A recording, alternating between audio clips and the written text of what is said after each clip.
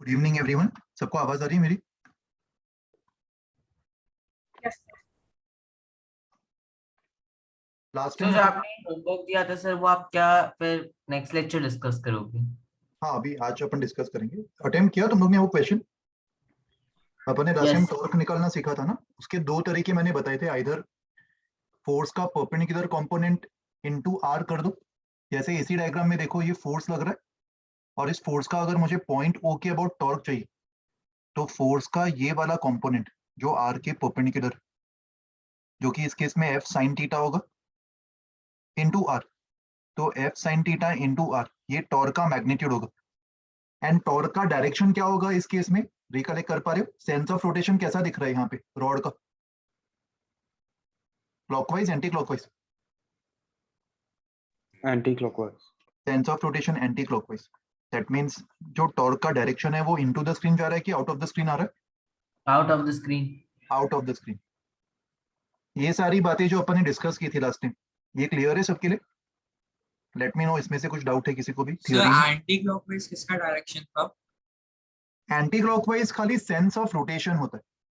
अपन ऐसे बोलते हैं कि ये जो टॉर्क है उसका sense of rotation anti clockwise होगा, बट टेक्निकली डायरेक्शन अपन उसका आउटवर्ड्स मानेंगे। ठीक है? Yes sir. ऑलराइट, ये सारे नोट्स लिख लिए थे ना तुम लोग ने लास्ट टाइम? सर तो मतलब सेंस ऑफ रोटेशन क्लॉकवाइज कब होगा? लाइक जब फोर्स किस डायरेक्शन में होना चाहिए उसके? इसी केस में अगर मान ले ये पॉइंट ओ है और ये वाले पॉइंट पे अगर फोर्स ऐसे लग रहा होता, हाँ सर समझ ये एफ फोर्स ऐसे लग रहा है, तो एफ फोर्स का ये वाला कंपोनेंट, एक सेकेंड, हाँ, एफ फोर्स का जो ये वाला कंपोनेंट है एफ परपेंडिकुलर, ये अभी इस हाइपोथेटिकल रॉड को क्लॉकवाइज घुमा देता ना इस सेंस में। Yes sir. तो यहाँ पे सेंस ऑफ रोटेशन क्लॉकवाइज होता and direction of torque into the screen. Yes समझ में आया अभी? ओके। फिर ये कपल फोर्सेस के बारे में अपन थोड़ी देर में डिस्कस करेंगे। पहले मैंने जो तुम लोग को क्वेश्चन दिया था वो डिस्कस कर लेते। ये वाला सवाल मैंने होमवर्क के लिए दिया था, राइट? तो इसमें सवाल में पूछा क्या है? Calculate the torque magnitude and direction both about point O due to the forces as shown. In each case, force and the rod lie in the plane of this paper या फिर the plane of the screen. तो यहाँ पे point O के about torque निकालना है। तो यहाँ पे 10 न्यूटन का अगर ये फोर्स लग रहा है, ये फोर्स पॉइंट P पे लग रहा है मान लो, और O के अबाउट टॉर्क निकालना है। तो अपन हाइपोथेटिकली O पे हिंज्ड एक रॉड इमेजिन कर लेंगे इस तरीके से, और R वेक्टर जो है वो यही होगा ना, and already force R vector के परपेंडिकुलर लग रहा है। तो इस केस में जो टॉर्क होगा वो 10 into 3 हो जाएगा, F perpendicular which is 10 and lever arm R which is 3, तो 30 न्यूटन मीटर ये टॉर्क आ जाएगा। And sense of rotation clockwise, that means torque का जो डायरेक्शन है वो इनटू द स्क्रीन होगा। समझ में आया पहला एग्जांपल? सर लेकिन टॉर्क का डायरेक्शन एक्स एक्सिस में किधर होगा? लाइक अगर वो ऊपर जा रहा है देन लाइक कौन ऊपर जा रहा है? टॉर्क का डायरेक्शन ऊपर है, राइट? आउट नहीं, आउटवर्ड्स। टॉर्क का डायरेक्शन ही मैं बता रहा हूँ, इनटू द स्क्रीन। वो अपन सेंस ऑफ रोटेशन से डिसाइड कर। हाँ ठीक है सर, इनवर्ड्स है। तो सर मतलब वो जो 3 मीटर का जो रेडियस वेक्टर है उसमें कहाँ पे रहेगा टॉर्क? वो कैसे पता चलेगा? उसमें कहाँ पे जाएगा मतलब? लाइक ओपी के बीच में कहीं टॉर्क रहेगा ना? नहीं नहीं नहीं, टॉर्क ऐसे अपन ऐसे नहीं बोलते कि टॉर्क किसी पॉइंट पे लग रहा है, ऐसा नहीं बोलते फोर्स की तरह। टॉर्क हमेशा किसी एक्सिस के अबाउट निकाला जाता है या फिर किसी पॉइंट के अबाउट। तो यहाँ पे मैं टॉर्क कौन से पॉइंट के अबाउट निकाल रहा हूँ? P point. ओ पॉइंट के अबाउट ना। पी पॉइंट पे तो Yes. फोर्स लग रहा है, P is the point of application of force, yes and torque मैं निकाल रहा हूँ ओ पॉइंट के अबाउट। यस। तो ये जो टॉर्क का डायरेक्शन जो हमें मिला है ना, वही एक्चुअली एक्सिस ऑफ रोटेशन होगा। दैट मींस तू इमेजिन कर पा रहे ये रॉड इस एक्सिस के अबाउट रोटेट करेगा जो स्क्रीन के अंदर जा रहा है। यस समझ गया। तो ये चीज तुम ध्यान में रख सकते हो कि टॉर्क का direction gives us the axis of rotation in case the rod is free to rotate about a point. ठीक है? ए पार्ट में और कोई डाउट है किसी को भी? ए पार्ट समझ में आ गया इसका? अभी बी पार्ट देखो। बी पार्ट में भी ये फोर्स 37 डिग्रीज के एंगल पे लग रहा है, तो फोर्स को रिजॉल्व कर लो। फोर्स का ये वाला कंपोनेंट 10 sin 37 होगा एंड फोर्स का ये वाला कंपोनेंट 10 cos 37 होगा एंड टॉर्क अगेन मुझे पॉइंट ओ के अबाउट निकालना। तो पॉइंट ओ के अबाउट एक हाइपोथेटिकल रॉड को हिंज्ड मान लो एंड रॉड का जो दूसरा एंड है, ऐसे अज्यूम करो कि दूसरे एंड पे फोर्स अप्लाई किया जा रहा है। तो कौन सा कंपोनेंट रोटेट करवाने में मदद करेगा, 10 cos 37 या 10 sin 37? Sin 37. 10 sin 37, ये F परपेंडिकुलर होगा, that means torque will be 10 sin 37 into 3 जो कि 18 आ जाएगा and sense of rotation again anti clockwise होगा इस केस में, और एंटी क्लॉकवाइज मतलब direction out of the screen. अभी थोड़ी थोड़ी फील आ रही है कैसे निकालना है टॉर्क, समझ में आ रहा है सबको? प्लीज लेट मी नो अगर इसमें कुछ भी डाउट हो तो, क्योंकि ये बहुत ही बेसिक कॉन्सेप्ट है, ये इससे तुम्हें 100% कंफर्टेबल होना पड़ेगा तभी आगे की चीजें समझ में आएगी। ओके, बी पार्ट समझ में आ गया। अभी सी पार्ट देखो। सी पार्ट में दो फोर्सेस लग रहे हैं, 5 न्यूटन ऊपर लग रहा है और 10 न्यूटन 37 डिग्रीज के एंगल पे लग रहा है एंड टॉर्क सर वापस। एक डाउट सर, टॉर्क को एग्जैक्टली डिफाइन कैसे करते हैं? लाइक फॉर्मूला वाइज तो पता चल गया, और फिर अभी भी आपने बोला कि लाइक एक्सिस होता है, लेकिन एक्सिस का मैग्नीट्यूड क्या होता है वो लाइक क्लियर नहीं। एक्सिस का मैग्नीट्यूड नहीं है। देख टॉर्क, मुझे बता फोर्स को तू कैसे डिफाइन करेगा? देख फोर्स से तू काफी बार डील कर चुका है इसलिए उसमें इतना डिस्कम्फर्ट नहीं आ रहा, बट मान ले अगर तू फोर्स फर्स्ट टाइम पढ़ता, तो अगर if I ask you how do you define force, तो सोच के बता, जो भी तुझे सही लगे बता कैसे डिफाइन करेगा फोर्स को। क्या करता है फोर्स? किसी बॉडी पे अगर फोर्स लग रहा है तो क्या करता है वो? किसी वो उसका एक्सेलरेशन चेंज करता है। उसको एक्सेलरेशन प्रोवाइड करता है, एक्चुअली चेंज नहीं करता। एक्सेलरेशन हाँ। प्रोवाइड करने की वजह से उसका वेलोसिटी चेंज होता है, यस और नो? मान ले Yes. कोई बॉडी रेस्ट पे रखा हुआ है, एक ब्लॉक है जो यहाँ पे टेबल पे रेस्ट पे रखा हुआ है, तूने इस पे 10 न्यूटन फोर्स अप्लाई कर दी, तो ये फोर्स क्या करता है? फोर्स को कैसे डिफाइन करेंगे? Force is something which provides acceleration to this 2 Yes. kg block और any mass of block, yes और नो? Yes sir. वैसे ही torque is something which provides rotation to any object about a given axis या about a given point. Point से ज्यादा Yes. Appropriate axis होगा। जैसे एक एग्जांपल देता हूं, इससे शायद तुझे क्लैरिटी आ जाएगी। मान ले एक रॉड है, इस रॉड को मैंने यहाँ पे पिन कर दिया, एक सिंगल पिन लगा दिया, यहाँ पे हिंज कर दिया। ओके, तो इसके ये पॉइंट के अबाउट रॉड कैसे भी रोटेट कर सकता है, Yes sir. बट क्या मैंने अभी तक कोई एक्सिस डिफाइन किया कि उसको उसी एक्सिस के अबाउट रोटेट करना पड़ेगा? वो ये No. वाले एक्सिस, वो किसी भी एक्सिस के अबाउट रोटेट कर सकता है जो इस हिंज से पास हो रहा हो, यस और नो? हाँ. Yes. अभी इमेजिन कर कि रॉड पे मैंने इस तरफ फोर्स अप्लाई किया, एफ फोर्स, या फिर वैल्यू लिख देता हूं, 10 न्यूटन फोर्स अप्लाई किया एंड 2 मीटर्स लेंथ का रॉड। तो एज पर द फॉर्मूला, पहले फॉर्मूला को ऑब्जर्व करते और उससे पता लगाते कि टॉर्क कितना लग रहा होगा। हिंज को पॉइंट एच नाम दे देते, टॉर्क अबाउट पॉइंट निकाल रहा हूं मैं, टॉर्क अबाउट पॉइंट एच कितना आएगा as per the definition? Torque magnitude कितना होगा इसका? 10 into 2, ये तो समझ में आ गया ना अब तक? Yes sir. 20 newton metre. और सेंस ऑफ रोटेशन कैसा होगा इसका? Clockwise. Torque into the screen जा रहा होगा, ये आर क्रॉस एफ से भी प्रेडिक्ट कर सकते हैं ना, ये वाला जो वेक्टर है इसी को अपन ने आर डिफाइन किया था, यस और नो? Yes sir. ये वाला वेक्टर आर था और एफ वेक्टर नीचे जा रहा है, तो आर क्रॉस एफ भी जब तू करेगा तो वो इनटू द स्क्रीन ही जा रहा होगा। ये डायरेक्शन डिफाइन हो गया टॉर्क का साथ साथ में उसके फॉर्मूला में। अभी इसका मतलब क्या है? 20 न्यूटन मीटर ये उस रोटेशनल इफेक्ट को प्रोवाइड करने वाले का मैग्नीट्यूड होगा। जैसे फोर्स को अपन बोलते हैं ना 20 न्यूटन फोर्स, 30 न्यूटन फोर्स, जिस तरीके से अपन ये अज्यूम कर लेते हैं कि 30 न्यूटन फोर्स किसी ऑब्जेक्ट को ज्यादा एक्सेलरेशन दे पाएगा ना, वो Yes, समझने sir. में अभी इतनी दिक्कत नहीं हो रही क्योंकि फोर्स से अपन काफी टाइम से डील कर रहे हैं, तो उसको अपन ने एक्सेप्ट कर लिया। तो वैसे ये जो टॉर्क है, इसका जो वैल्यू है मैग्नीट्यूड, ये वो डिसाइड करेगा कि रॉड कितने एंगुलर एक्सेलरेशन से रोटेट कर पाएगा। रोटेशन हमेशा अपन एंगुलर स्पेसिफाई करते, angular acceleration, angular velocity, angular displacement, right? तो Yes, जिस sir. तरीके से फोर्स एक्सेलरेशन प्रोवाइड कर रहा था, वैसे ही टॉर्क एंगुलर एक्सेलरेशन प्रोवाइड करेगा। इस बात की फील आ रही है अभी? Yes sir. बट वो कैसे डिसाइड करेंगे कौन से एक्सिस के अबाउट? तो बेसिकली जो भी टॉर्क का डायरेक्शन है, इनटू द स्क्रीन, तो इस हिंज के अबाउट इनटू द स्क्रीन जो एक्सिस जा रहा होगा, ये रॉड उसी के अबाउट रोटेट कर रहा होगा। और तुम विजुअलाइज भी कर पा रहे हो ऐसे, अगर रॉड ऐसे रोटेट कर रहा है तो वो इसी एक्सिस के अबाउट रोटेट कर रहा होगा जो ऐसे जा रहा है into the screen. So basically torque provides angular acceleration. Torque provides angular acceleration and direction of torque gives me the direction of the axis. अभी इमेजिन करके अगर मैंने फोर्स का अगर मैंने डायरेक्शन चेंज कर दिया होता, मान ली फोर्स को अगर मैंने इनवर्स अप्लाई किया होता इधर, F2 इक्वल्स टू 10 न्यूटन, ये हो गया F1 इक्वल्स टू 10 न्यूटन। तो इस फोर्स की वजह से रॉड कैसे रोटेट करता? रॉड का जो ये वाला पॉइंट है वो अंदर जा रहा होता, इमेजिन कर पा रहे? और उस केस में एक्सिस ऑफ रोटेशन क्या होता? ये एक्सिस ऑफ रोटेशन बन जाता उस केस में। हाँ। एंड वो अपने आप फॉर्मूला से भी आ जाएगा। तो बेसिकली फॉर्मूला से जो भी टॉर्क का डायरेक्शन आ रहा है, कौन सा फॉर्मूला? R cross F। इससे जो भी टॉर्क का डायरेक्शन आएगा, that direction will be basically the axis of rotation. Sir तो हम लोग टॉर्क पॉइंट बताओ क्या?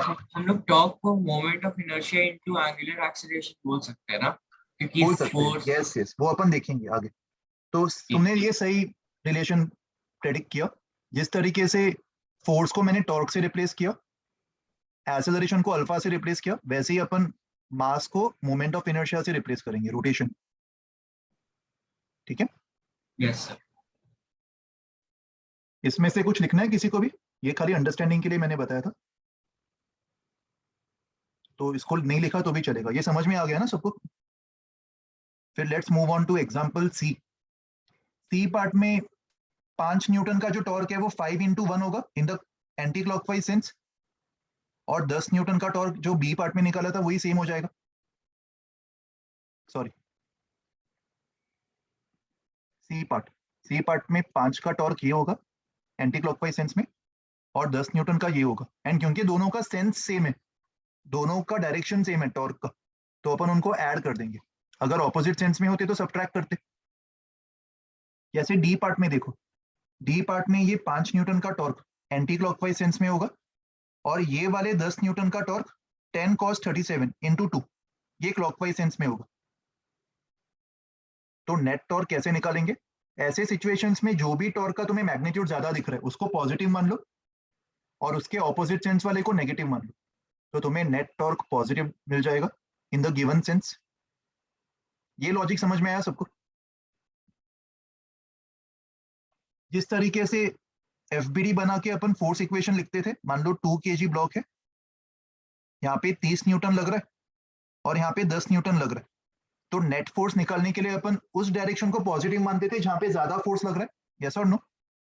एक्सेलरेशन राइट की तरफ मानते थे क्योंकि यहाँ पे 30 न्यूटन है, तो 30 - 10 equals to mass into acceleration. तो वैसे ही टॉर्क में भी अपन सेम लॉजिक अप्लाई करेंगे, जो भी सेंस में टॉर्क का मैग्नीट्यूड ज्यादा दिख रहा है उसको पॉजिटिव मान लो एंड ऑपोजिट सेंस को नेगेटिव। सबको समझ में आ गया? एग्जांपल 42। सर वो आपने ग्रेटर दैन 2a लिखा है क्या? क्या लिखा है? नहीं, इक्वल्स टू। Smaller than 2। अच्छा, इक्वल्स टू।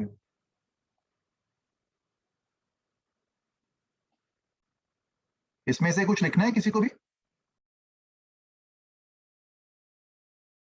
इसके अलावा और भी कुछ एग्जांपल्स दिए थे क्या मैंने होमवर्क में? सर आपने 90 क्वेश्चंस दिए थे। अच्छा, वो अपन बाद में डिस्कस करेंगे। वो सॉल्व हो गए क्या सारे?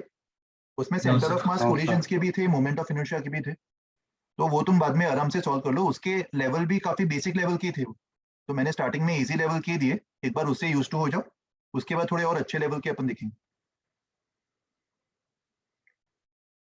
सर वो मॉड्यूल का नहीं है क्या? मॉड्यूल से भी मैं दे दूंगा आज। नहीं, आपने दिया था मॉड्यूल से, लेकिन वो जो 90 क्वेश्चंस आपने दिए थे वो मॉड्यूल के थे क्या? नहीं, वो मॉड्यूल के नहीं थे, वो अलग बुक से दिया था मैंने। अच्छा, इसमें डी में ये जो +0 है वो 10 न्यूटन के वजह से, 10 न्यूटन का जो टॉर्क है वो 0 होगा ना। ये वाला फोर्स तो पॉइंट O से ही पास हो रहा है, तो पॉइंट O का डिस्टेंस, पॉइंट O का perpendicular distance from the line of action of this force 0 हो जाएगा, R परपेंडिकुलर 0 हो जाएगा, तो उस 10 न्यूटन फोर्स का टॉर्क भी 0 हो जाएगा। उसके लिए ये +0 लिखा। Okay,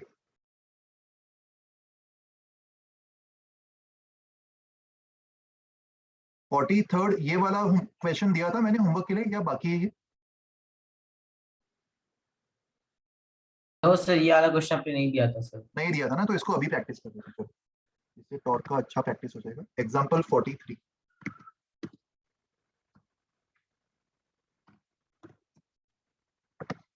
find the torque of forces about point O।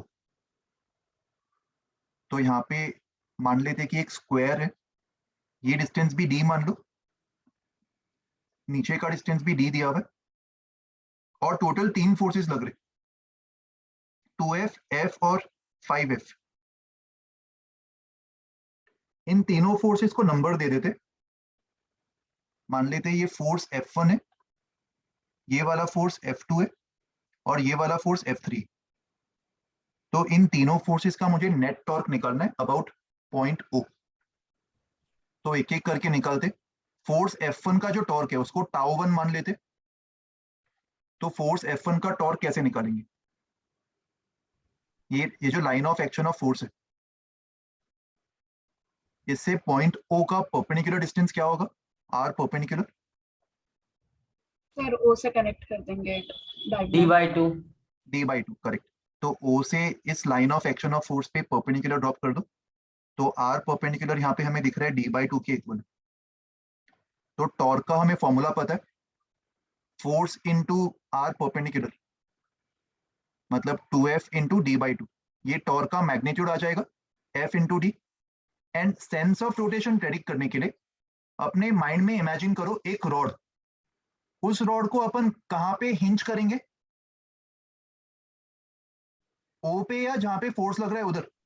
Hinge कहां पे यहाँ करेंगे? पे हिंज हिंज ओ पे। फिक्स कहां पे जहाँ करेंगे? पे पोस्ट लग रहा है, मतलब वो वाले लाइन नहीं से जहाँ नहीं, पे। हिंज अपन वहां पे करेंगे जिस पॉइंट के अबाउट टॉर्क निकालना। याद करो वापस पिछले एग्जांपल में भी, जिस पॉइंट के अबाउट टॉर्क निकालना है, यहाँ पे हमें पॉइंट O के अबाउट टॉर्क निकालना था ना, तो वहां पे हमने हिंज माना था ना रॉड को हर सिचुएशन में। जहां पे फोर्स लग रहा था वो तो रॉड का फ्री एंड था। समझ में आ रहा है ये बात? तो यहाँ पे भी अपन पॉइंट O के अबाउट हिंज अज्यूम करेंगे ना रॉड को, और रॉड का जो दूसरा एंड है फ्री एंड, अज्यूम करो कि उस फ्री एंड पे ये फोर्स अप्लाई किया जा रहा है। प्रैक्टिस के साथ साथ तुम्हें ये ड्रॉ करने की भी जरूरत नहीं पड़ेगी, तुम अपने दिमाग में ये इमेजिन कर लोगे और तुरंत मुझे सेंस ऑफ रोटेशन बता दोगे। तो अभी बताओ ये रॉड किस सेंस में रोटेट करेगा because of F1 equals to 2F force, clockwise anti clockwise? अगर यहाँ पे हिंज होता, ये वाले सेंस में रोटेट करता ना। यहाँ पे अगर ऐसे फोर्स लग रहा है तो कैसा सेंस है ये? सर ये एंटी क्लॉकवाइज हुआ ना यार, घड़ी जिस डायरेक्शन में चलती है उसके ऑपोजिट है ना ये। सर अगर मोर देन वन फोर्स है तो हम लोग लाइक रोटेशन का डायरेक्शन कैसे ये करेंगे? इंडिविजुअल फोर्सेस का टॉर्क निकालो, ये वही तो केस है, मोर देन वन फोर्सेस है ना इधर भी। तो मैं एक टाइम पे एक ही फोर्स से डील कर रहा हूँ। जब मैं F1 से डील कर रहा हूँ तो मैं F2 F3 की बात नहीं कर रहा हूँ, मैं खाली F1 का निकाल रहा हूँ कि F1 का टॉर्क क्या होगा एंड F1 के टॉर्क का सेंस ऑफ रोटेशन क्या होगा। तो अगर anti clockwise sense of rotation है, इसका मतलब डायरेक्शन क्या होगा ये वाले टॉर्क का? आउट ऑफ द स्क्रीन है ना? हाँ यस। बट डायरेक्शन तुम्हें हर बार लिखने की जरूरत नहीं है, तुम सेंस सर ऑफ यहाँ पे हम लोग rotation right hand thumb rule भी लगा सकते हैं ना sir? Right hand thumb rule भी लगा सकते हो। यस। सर अगर मतलब नेगेटिव की तरफ वेक्टर जा रहा है मान की, क्या मान के? सर की रेडियस वेक्टर O की तरफ जा रहा है। रेडियस वेक्टर O से स्टार्ट करेंगे, ये रेडियस वेक्टर होगा ना, O से point of application of force तक, ये रेडियस वेक्टर होगा। एंड R क्रॉस F करोगे तो thumb out of the screen he point करेगा ना। सर अगर टाउ वन नेगेटिव होता तो फिर हम लोग का लाइक डायरेक्शन और ये आउटवर्ड्स होता था नॉट लाइक। क्या चीज वापस रिपीट करो अपना सवाल। अगर नेगेटिव हो जाता टाउ वन का वैल्यू तो नेगेटिव पॉजिटिव तो अपने ऊपर है ना यार, कन्वेंशन अपन डिसाइड करेंगे। अगर मैं आउटवर्ड्स को पॉजिटिव मान रहा हूँ और अगर टाउ नेगेटिव आ गया, दैट मीन्स वो इनवर्स जा रहा होगा। पॉजिटिव नेगेटिव डिफाइन करना तो हमारे हाथ में है ना, ये तुम काइनेमेटिक्स से सीखते आ रहे हो। यस। तो कन्वेंशन के ऊपर डिपेंड करेगा वो चीज, ठीक है। तो इसीलिए मैं यहाँ पे नेगेटिव पॉजिटिव की बात ही नहीं कर रहा हूँ, मैं सीधा सीधा डायरेक्शन बता रहा हूँ कि आउट ऑफ द स्क्रीन होगा या इनटू द स्क्रीन होगा। अंडरस्टूड? यस सर, समझ गया। और तुम्हें डायरेक्शन भी लिखने की जरूरत नहीं है, तुम खाली सेंस ऑफ रोटेशन से भी डील कर सकते हो। तुमने इतना लिख लिया, anti clockwise sense of rotation, that is also enough. बाकी टॉर्क्स का भी तुम्हें पता चल जाएगा इसी लॉजिक से, क्लॉकवाइज है कि एंटी क्लॉकवाइज है, और एंड में सबको प्रॉपर सेंस के साथ ऐड कर देंगे। अगर ऑपोजिट सेंस है तो सब्ट्रैक्ट हो जाएगा मैग्नीट्यूड, सेम सेंस है तो ऐड हो जाएगा। तो ये टाउ 1 समझ में आया, फोर्स 1 का टॉर्क। Yes sir. अभी दूसरे फोर्स की बात करते हैं, फोर्स F2। F2 फोर्स जो है उसके वजह से जो टॉर्क लग रहा होगा टाउ 2। एक्सक्यूज मी सर, वो आर परपेंडिकुलर का वैल्यू आपको d/2 मिला, d/2, लेकिन yes। वो पाइथागोरस थ्योरम से ना हम लोग करेंगे कि लाइक आर। पाइथागोरस थ्योरम की जरूरत ही नहीं है ना यार, ये स्क्वायर का टोटल साइड d है ना, हाँ, तो अगर ये d है तो सेंटर से साइड तक का डिस्टेंस d/2 ही तो होगा, आधा उसका। हमें वो डिस्टेंस चाहिए। यस सर, समझ गया। समझ यस गया ना? यस। तो अभी जो सेकेंड फोर्स लग रहा है F2, उसका लाइन ऑफ एक्शन ये होगा, और इस लाइन ऑफ एक्शन से भी O का डिस्टेंस कितना दिखाई दे रहा है, अगेन d/2। और यहाँ पे भी अगर मैं O पे एक हिंज रॉड मान लूं जिसका दूसरा end point of application of force पे जा रहा है, ये रॉड कैसे रोटेट करेगा, क्लॉकवाइज सेंस में। तो टॉर्क 2 का सेंस ऑफ रोटेशन तो क्लॉकवाइज होगा, एंड मैग्नीट्यूड क्या होगा, फोर्स इंटू आर परपेंडिकुलर। इस केस में फोर्स F के इक्वल है and R perpendicular again d/2 के इक्वल है। तो F into d/2 in the clockwise sense, ये सेकेंड टॉर्क आ जाएगा। समझा सबको? Yes sir. अभी देखो थर्ड फोर्स जो है वो एक रैंडम एंगल पे लग रहा है, तो यहाँ पे आर परपेंडिकुलर निकालना तुम देख रहे हो टीडियस हो सकता है थोड़ा। मतलब इस लाइन से इसका परपेंडिकुलर डिस्टेंस जो कि बहुत ही रैंडम होगा, ये वाला नहीं होगा, डायगोनल का आधा। तुम देख पा रहे हो ये 45 डिग्रीज होता तो वो परपेंडिकुलर डिस्टेंस बनता डायगोनल का हाफ, बट इस केस में डायगोनल का half is not the perpendicular distance. अच्छा, कंपोनेंट्स पे ब्रेक कर सकते यस, वेरी गुड। तो यहाँ पे फोर्स को ब्रेक कर दो कंपोनेंट्स में। 5F जो फोर्स लग रहा है उससे डील करने के बजाय उसके कंपोनेंट से डील करना ज्यादा आसान होगा। 5F का जो हॉरिजॉन्टल कंपोनेंट है वो क्या होगा, 5F cos 37 which is 4F, and 5F का वर्टिकल कंपोनेंट सर 3F हो इसमें जाएगा। हम लोग 2f वाला चीज क्यों नहीं कर रहे कि हम लोग r का ये कंपोनेंट ले ले, मतलब एक्स एक्सिस के अलोंग कंपोनेंट ले ले r का। क्योंकि वो डिफिकल्ट लग रहा है ना इस केस में, इसीलिए मैंने दो मेथड बताए थे। सिचुएशन के अकॉर्डिंग हमें डिसाइड करना होगा कौन सा मेथड अप्लाई करना। तो अगर मान ले F3 फोर्स की अगर मैं बात करूं, ये 37 डिग्रीज पे लग रहा है ना इधर, तो अगर वही चीज तुम यहाँ पे करना प्रिफर करोगे तो ज्योमेट्रिकली थोड़ा टीडियस हो जाएगा। ये मैं तुम्हें ड्रॉ करके दिखा देता हूँ, उससे तुम्हें समझ में आ जाएगा कि मैं ये क्यों प्रीफर नहीं कर रहा। Line of action of force को मैंने एक्सटेंड किया, आर परपेंडिकुलर मतलब जिस पॉइंट के अबाउट टॉर्क निकालना है, पॉइंट ओ के अबाउट, वहां से लेके line of action of force तक का परपेंडिकुलर डिस्टेंस, और वो परपेंडिकुलर डिस्टेंस ऐसा कुछ बन जाएगा ना। क्या ये डिस्टेंस निकालना इजी होगा ज्योमेट्रिकली, निकाल पाओगे तुम? No sir. No sir. इसीलिए मैं ये मेथड अवॉइड कर रहा हूँ। टेक्निकली ये भी करेक्ट है, अगर तुम किसी तरह मुझे ये आर परपेंडिकुलर बता दो तो मैं टॉर्क तुरंत बता दूंगा, I will say that torque is 5F into R perpendicular. But यहाँ पे आर परपेंडिकुलर निकालना एक बड़ा टास्क है ना, तो इसीलिए ये मेथड अपन अवॉइड कर रहे हैं। तो उसके बजाय तो मैंने फिर क्या उसका किया, आर परपेंडिकुलर जो है वो लाइक आर जो है वो वर्टेक्स पे लाइक ज्वाइन नहीं होगा। नहीं होगा, ये एंगल 37 डिग्रीज है ना, अगर ये 45 होता तो वो वर्टेक्स पे ज्वाइन हो जाता, तो आर परपेंडिकुलर मैं इसको बोल सकता था ना, अगर ये 45 डिग्रीज होता तो ये एंगल, ये तो आई थिंक तुम इजीली अभी हाँ, रियलाइज यस कर पा सर, रहे होंगे, understood. Yes right. Sir, understood. But 37 sir degrees की वजह से वो डिफिकल्ट बन गया थोड़ा। सर बताओ। ये गवर्नमेंट एक्सप्लेन कर देंगे 45 डिग्री होना जरूरी क्यों है? बिकॉज वो वर्टेक्स थोड़ी मूव कर रहा है, वो तो लाइक बस लाइन मूव कर रहा है। F3। मुझे बता कि अगर ये 45 डिग्रीज का अगर मैं एक लाइन ड्रॉ करता इधर, मान ले ये 45 डिग्रीज का लाइन है, और यहाँ से अगर मैं वर्टेक्स से ज्वाइन करता, तो ये वाला जो पर्पल लाइन है वो दूसरे पर्पल लाइन के परपेंडिकुलर होता ना, यस ये तो दिख रहा है देखो आसानी से, क्योंकि Yes, yes, एंगल समझ का भी गया। एंगल 45 है। तो अगर पर्पल के परपेंडिकुलर है मतलब येलो के तो नहीं होगा, यस दोनों से तो नहीं हो सकता ना। यस तो अभी समझ में आ गया मैं ये मेथड क्यों अवॉइड यस कर रहा हूँ। यस तो इसीलिए मैंने कहा था कि सिचुएशन के अकॉर्डिंग तुम्हें दोनों में से कोई भी मेथड अप्लाई करने की जरूरत पड़ सकती है। ऐसा नहीं है कि तुम्हारे पास हमेशा ऑप्शन होगा कि सही आइदर ऑफ द ऊपर टू तुम अप्लाई कर दो। सर लेकिन क्या हम लोग फिर इसके बाद फिर ये वाला फॉर्मूला ला सकते हैं, F D cos sine theta? उसके बाद कर सकते, देखो उसके बाद काम आसान हो जाएगा। बस मैंने फोर्स को रिजोल्व किया, तो अभी कितने फोर्स मिल गए मुझे, 4F एंड 3F। तो अगर मैं 4F एंड 3F से डील कर रहा हूँ तो I can cancel this 5F। कहने से 5F का काम 4F एंड 3F दोनों मिलके सेम ही काम कर रहे हैं जो अकेला 5F कर रहा था। बट अकेले 5F से डील करना डिफिकल्ट था, इसीलिए मैं 4F और 3F से डील कर रहा हूँ। एंड 4F एंड 3F का टॉर्क निकालना कंपैरेटिवली ज्यादा इजी होगा। 4F एंड 3F F1 और F2 जैसे ही है ना अभी।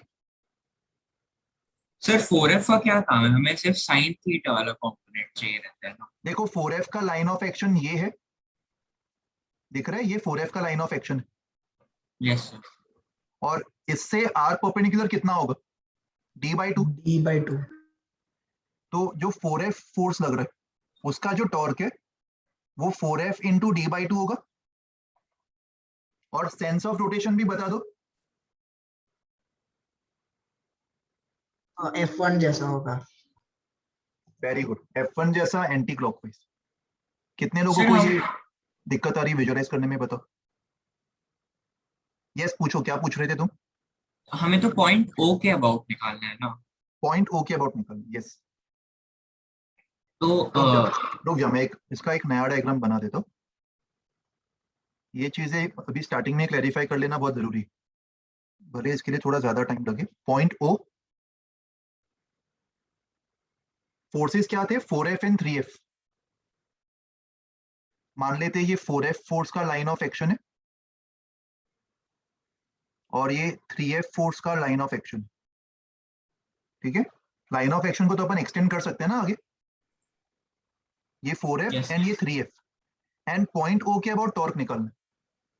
तो 4F की अगर मैं बात करता हूँ 4F फोर्स के लिए, तो इसके लिए जो R परपेंडिकुलर होगा पॉइंट O से टॉर्क, पॉइंट O के अबाउट टॉर्क निकालना है मतलब पॉइंट O से line of application of force तक का परपेंडिकुलर डिस्टेंस, ये R परपेंडिकुलर होगा ना इसके लिए, विच Yes, is yes. Again d/2। ये पूरा d है तो ये d/2 होगा। तो 4F के लिए R परपेंडिकुलर d/2 है, तो 4F का जो टॉर्क है मैग्नीट्यूड वाइज तो 4F इंटू d/2 होगा, Yes, मतलब yes. 2FD। And sense of rotation के लिए इमेजिन कर एक हाइपोथेटिकल डॉट जो अगेन O पे फिक्स्ड है एंड दूसरा एंड उसको कहीं पे भी ज्वाइन कर दो, line of action of force के किसी भी पॉइंट पे ज्वाइन कर दो। सर 4F के तरफ जो टॉर्क होगा और 3F के तरफ जो टॉर्क होगा वो सेम होगा क्या? यस, उन दोनों का सेंस ऑफ रोटेशन सेम। एक सेकंड मुझे वेरीफाई कर लेने दो। हाँ दोनों का 3F ऊपर ही है ना, यस मैंने सही ड्रॉप किया। उनका तो दोनों का वैल्यू सेम होगा, डिफरेंट सिर्फ वैल्यूज डिफरेंट होगा। तो तुम देख पा रहे हो 4F का sense of rotation anti clockwise है, ये विजुअलाइज हुआ Yes, सबको yes. अभी। एंड वैसे ही 3F का जो टॉर्क है धीरे धीरे और फास्ट तुम कर पाओगे। 3F का टॉर्क 3F इंटू d/2 दिख रहा है अभी, इसके लिए R परपेंडिकुलर वापस d/2 होगा फॉर 3F। Yes, sir. और उसका सेंस ऑफ रोटेशन भी एंटी क्लॉकवाइज। तो दोनों का मिला के नेट टॉर्क क्या होगा 5F फोर्स का, 4F into d/2 plus 3F into d/2 मतलब 7F into d/2 anti clockwise sense. तो 5F मतलब ये हटा दो, 5F मतलब जो तीसरा फोर्स है उसका torque 7F d/2 in the anticlockwise sense. Second force का टॉर्क ये था एंड थर्ड फोर्स का टॉर्क ये।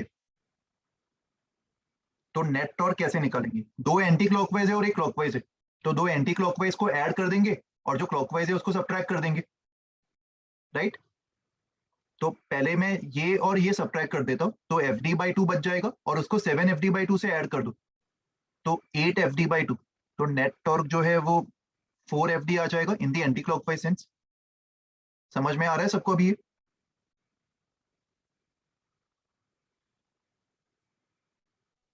सर लेकिन Let हम me know लोग ये if any डायरेक्टली doubt. क्यों नहीं बोल सकते थे, क्योंकि टॉर्क का फॉर्मूला तो RF साइन थीटा होता है ना मैग्नीट्यूड का, तो फिर हमारे पास साइन थीटा का कंपोनेंट आ गया 3f, एंड हमें पता है O से डिस्टेंस उसका d/2 है, भाई तो मेरे भाई 3f ये इंटू आर, d/2। रुक जा, शांति शांति। थीटा तूने ऐसे ही 37 बोल दिया जो एंगल दिख रहा है, बट थीटा एक्चुअल में क्या था, कौन किसके बीच का एंगल था? मैंने टॉर्क को डिफाइन किया था आर क्रॉस एफ, जिसको अपन ने आर एफ साइन थीटा लिखा था। तो थीटा किसके बीच का एंगल हो गया? डायग्राम में जो एंगल दिख रहा है वो कोई भी एंगल मान लेंगे या कोई पर्टिकुलर दो वेक्टर्स के बीच का एंगल है थीटा? दो वेक्टर्स के बीच कौन से दो वेक्टर्स के बीच का एंगल है बताओ इस फॉर्मूला से? R R and and F. R मतलब कैसा वेक्टर? आर मतलब एक ऐसा वेक्टर पॉइंट ओ से, इसको मैं पॉइंट पी मान लेता हूँ। याद है ना मैंने पॉइंट ओ और पी को कैसे डिफाइन किया था? ओ था जिस पॉइंट के बाद टॉर्क निकालना है, एंड पी मतलब जिस पॉइंट पे फोर्स लग रहा है। ये आर वेक्टर था ना? Yes sir. तो इस केस में आर वेक्टर ये होगा, इमेजिन कर पा रहे हो, ये आर वेक्टर होगा, एंड इस आर वेक्टर और फोर्स के बीच का एंगल हमें लगेगा अगर तुम वो अप्रोच से फॉलो कर रहे हो, विच इज ऑल्सो करेक्ट। अगर तुम कर रहे हो तो इससे भी आ जाएगा आंसर, बट इस बात का ध्यान रखना है कि थीटा कौन सा एंगल है। अंडरस्टूड? तुम जो बोल रहे हो उसमें Yes. क्या मिस्टेक है, ये समझ में आ गया अभी? Yes sir. ओके।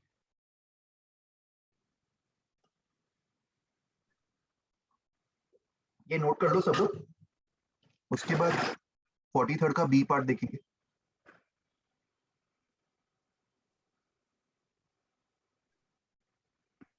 एक सेकंड।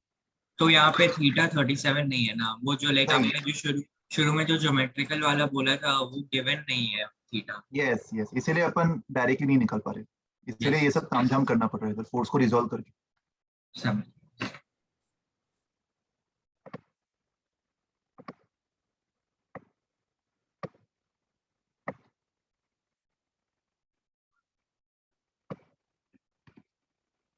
एक सेकंड, मैं सब कुछ एक ही स्क्रीन स्लाइड पे लेके आ जाता हूँ ताकि तुम प्रॉपरली लिख पाओ।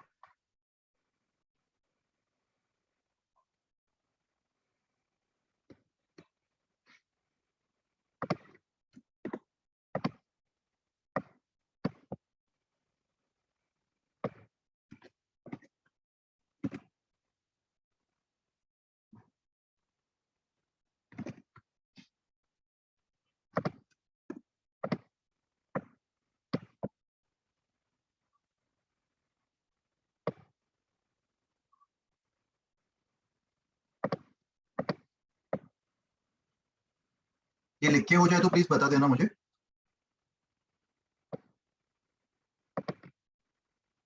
एंड जिनका हो गया लिख के वो लोग इसका बी पार्ट ट्राई कर लो। बी पार्ट में भी 1 2 3 और 4 चार फोर्सेस गिवन है, और इन चारों फोर्सेस का हमें पॉइंट ओ के अबाउट टॉर्क निकालना।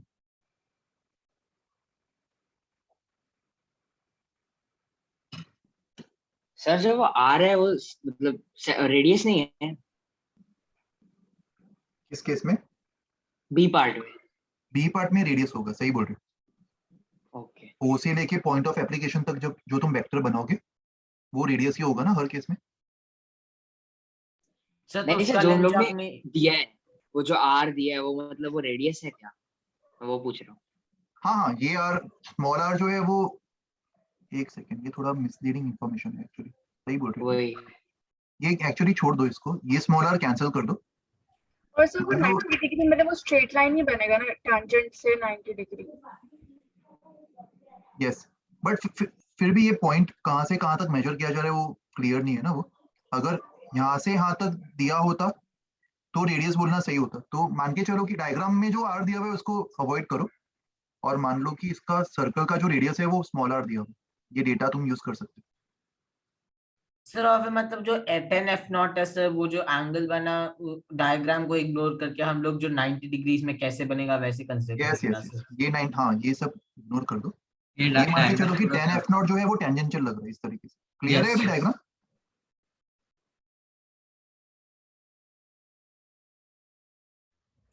Yes sir. मैं फोर्सेस को नंबर भी दे देता हूँ ताकि सब लोग सेम पेज पे रहे।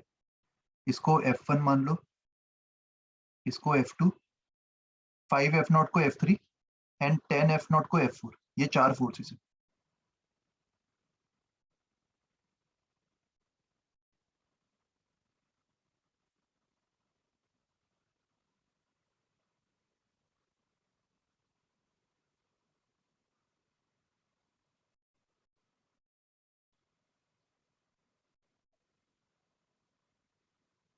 ए पार्ट सबका हो गया लिख के? Yes sir.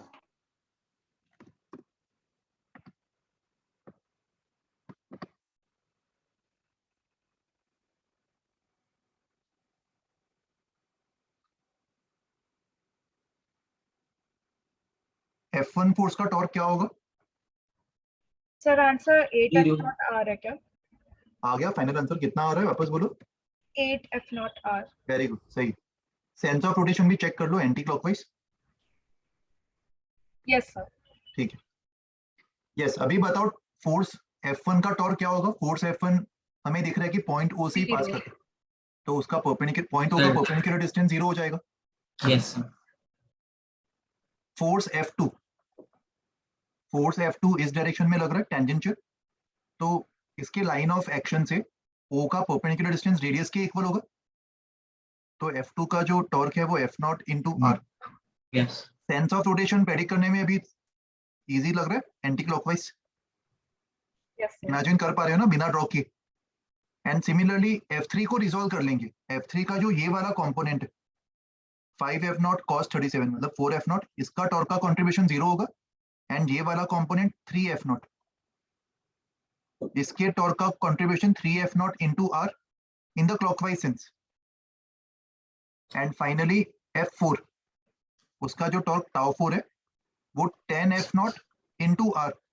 सर, ये आपने क्लॉकवाइज कैसे बोला? देख क्लॉकवाइज कैसे बोला? ये अब 3F0 का देख रहे हैं ना अपन, यस सर। तो 3F0 फोर्स जो है वो यहाँ पे लग रहा है, और मैं टॉर्क निकाल रहा हूँ पॉइंट O के अबाउट, तो पॉइंट O पे हिंज्ड एक रॉड मान लो, इमेजिन करो, जिसके दूसरे एंड पे 3F0 लग रहा है, तो ये रॉड कौन से सेंस में रोटेट करेगा? क्लॉकवाइज। समझा अभी? मतलब इंट्यूशन से करना है ना, मतलब देख के करना है। इंट्यूशन से, यस परफेक्ट, उसी Yes, से yes. करना। उससे और फास्टर वे में कर पाओगे, जैसे जैसे प्रैक्टिस के साथ तुम्हारा इंट्यूशन और स्ट्रांग होगा और डेवलप होगा, ठीक है? एंड F4 में भी अगर सेंस ऑफ रोटेशन प्रेडिक्ट करना है तो यहाँ पे हिंज मानो, दूसरा एंड F4 यहाँ पे लग रहा है उधर, तो ये वाला रॉड एंटी क्लॉकवाइज रोटेट करेगा, तो sense of rotation anti clockwise, और इन सबको प्रॉपर सेंस के साथ ऐड कर दो, तो यहाँ पे एंटी क्लॉकवाइज, ये वाला एंटी क्लॉकवाइज है, ये वाला भी एंटी क्लॉकवाइज है, तो 11F0 आर, और ये वाला क्लॉकवाइज तो -3F0 आर, तो net 8F0 R in the anticlockwise sense आ जाएगा। समझ में आया सबको अभी? Yes sir. ओके,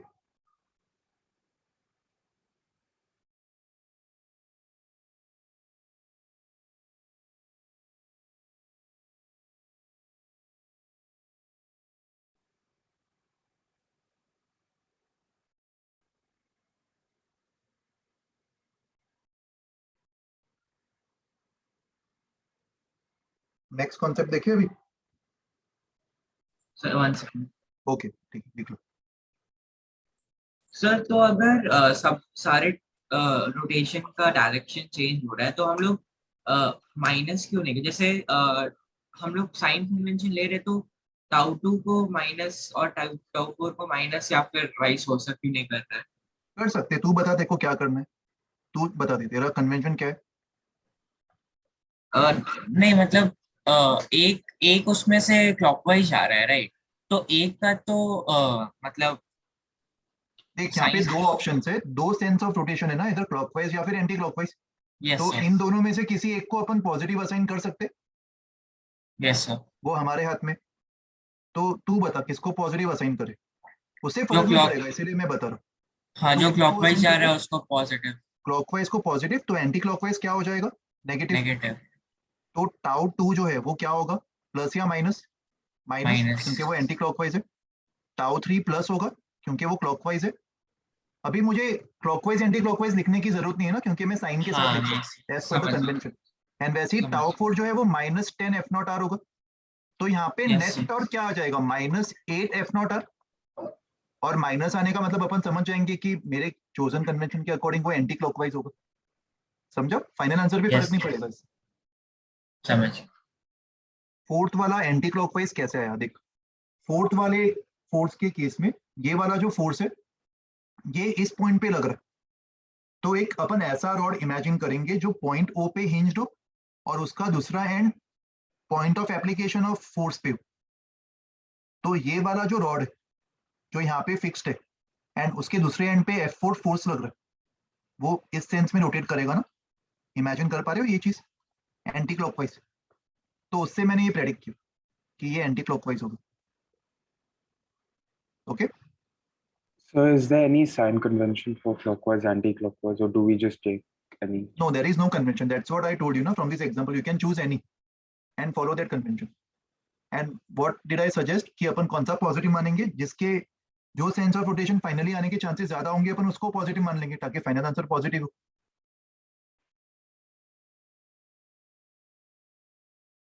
सर आपने F4 और F3 वो पिछले वाले क्वेश्चन में जैसे हमने 5F का निकाला था वैसे निकाला? यस यस, वैसे ही किया मैंने। F4 तो डायरेक्टली आ गया ना, F4 को तो रिजॉल्व करने की जरूरत नहीं पड़ी, बट यस F3 को मैंने रिजॉल्व किया 2 पार्ट्स में। ओके और कुछ पूछना है किसी को भी? और कोई लिख रहा है? डन। Next concept. ओके बता दो, हो जाए तो लिख के। Yes sir continue.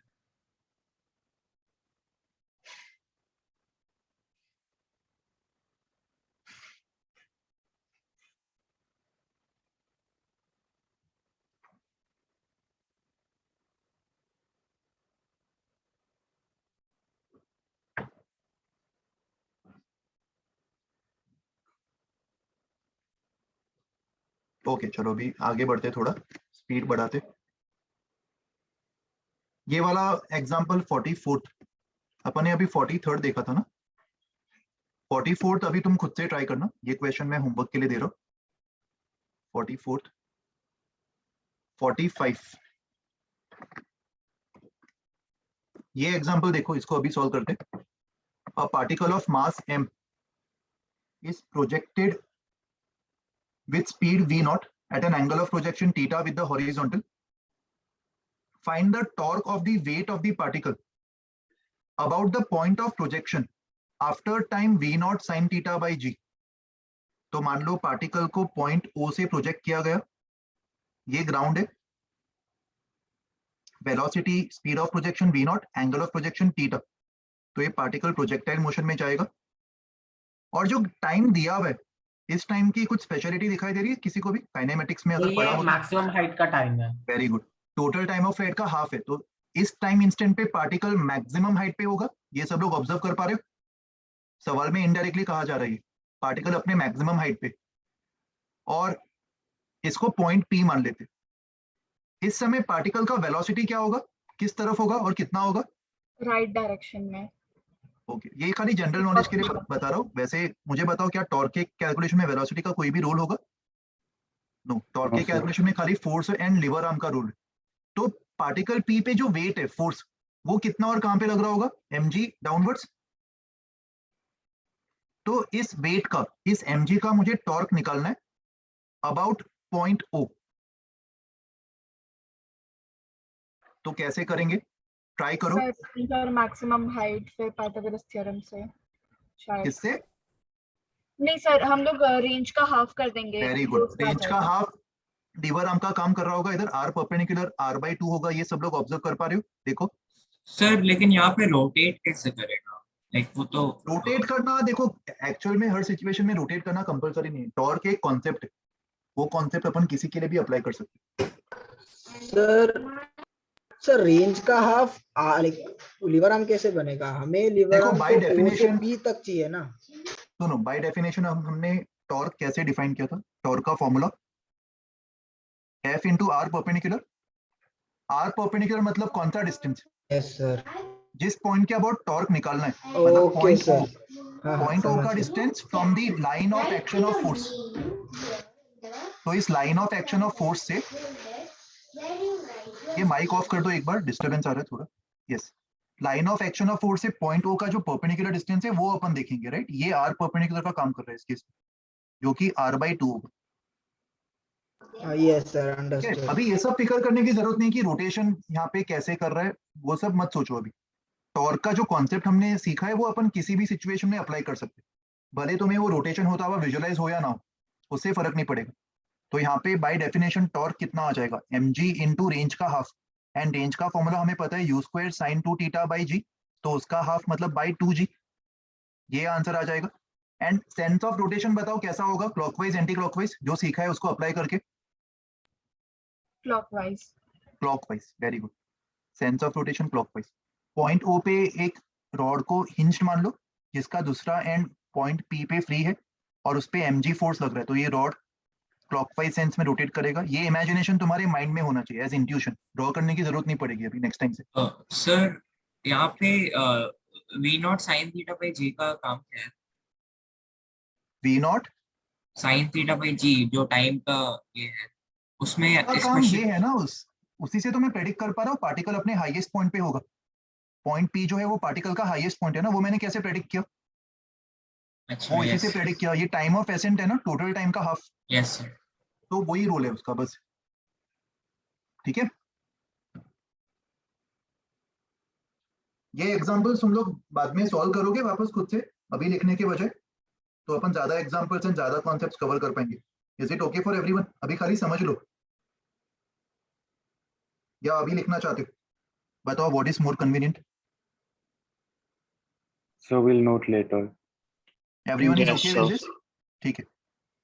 Yes, sir और आप सिमिलरली हॉरिजॉन्टल हाइट निकाल लेंगे और फिर पाइथागोरस थ्योरम से हम लोग ओपी निकाल लेंगे, राइट? पाइथागोरस थ्योरम से क्या निकालेंगे? ओपी। बट वो क्यों जरूरत है? बिकॉज आर का डिस्टेंस भी अच्छा, यस सर, हाँ। नहीं रिक्वायर्ड है ना वो ओपी। अगर मान लो तुम एफ परपेंडिकुलर इनटू आर, अगर ये फॉर्मूला अप्लाई कर रहे हो, ये सोच रहे हो तुम, तो यहाँ पे आर का Yes. काम ओपी कर रहा होगा, उस केस में ओपी की जरूरत पड़ेगी। बट एफ परपेंडिकुलर क्या हो जाएगा, अगर इसको मैं थीटा मान रहा हूँ या ये एंगल को अगर मैं अल्फा मान रहा हूँ, तो F perpendicular mg sine alpha हो जाएगा। Yes. Yes or no? mg sin alpha and लेकिन op sin अल्फा तो alpha गिवन r नहीं by है। 2 आ जाएगा। op sin alpha is this only ना, r by 2। Yes, तो sir. आंसर सेम ही आ रहा है, उस लॉजिक से भी करोगे तुम, है ना। नहीं सर, अल्फा पाइथागोरस गिवन थोड़ी है। अच्छा, अल्फा साइन। मैंने अज्यूम कर लिया, sin alpha op sin alpha तो ऑपोजिट साइड ही होगा ना, r by 2। Yes sir. Next सवाल देखते हैं अभी, 46।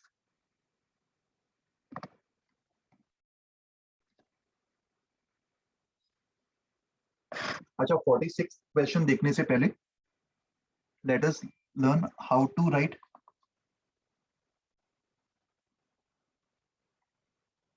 Torque equation. जैसे अपन फोर्स इक्वेशन लिखने से पहले फ्री बॉडी डायग्राम बनाते थे ना, तो वैसे ही यहाँ पे भी अपन first we will draw free body diagram, जिसमें सारे फोर्सेस को इंडिकेट करेंगे। टॉर्क इक्वेशन हमेशा 2 पॉइंट्स के अबाउट अप्लाई किया जा सकता है, ये रूल्स हम फॉलो करेंगे। Apply torque equation about either centre of mass of the system, centre of mass of the system के अबाउट तुम टॉर्क इक्वेशन ऑलवेज अप्लाई कर सकते हो बिना किसी वरी के। एंड सेकेंड ऑप्शन है हमारे पास अबाउट एनी फिक्स्ड पॉइंट। ये दो ऑप्शन है, apply torque equation about centre of mass of the system और फिक्स्ड पॉइंट।